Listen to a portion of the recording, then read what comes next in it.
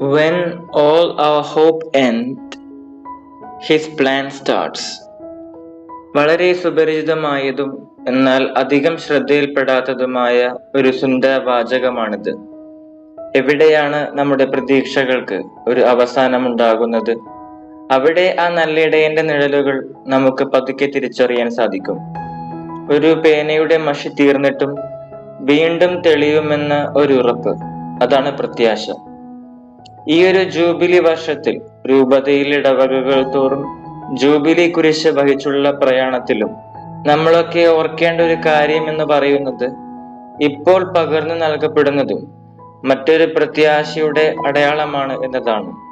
ഒരു പുതിയ തുടക്കത്തിന് പുതിയ പേര് നിർദ്ദേശിക്കപ്പെടാൻ അതിന്റെ പേര് കൂടിയാണ് പ്രത്യാശ. പ്രത്യാശയെ കുറിച്ച് പറയുമ്പോൾ ഓർക്കേണ്ട ചില മനുഷ്യരുണ്ട്. ഈ നവംബർ മാസത്തിന്റെ ഹീറോസ്, കല്ലറകളിൽ അവസാനിച്ച കൊച്ചു തിരുനാളങ്ങൾ.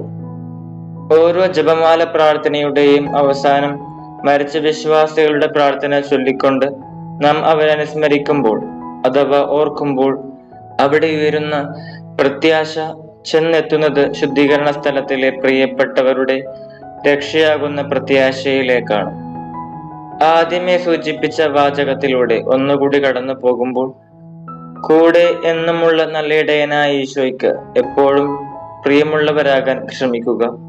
അവിടുത്തെ ഇഷ്ടം നിറവേറ്റുവാൻ ആ നല്ല ഇടയന്റെ വാക്കുകൾ നമ്മുടെ വേർപിരിഞ്ഞ പ്രിയപ്പെട്ടവർക്ക് സമർപ്പിക്കാം. പ്രത്യാശയിൽ സന്തോഷിക്കുക.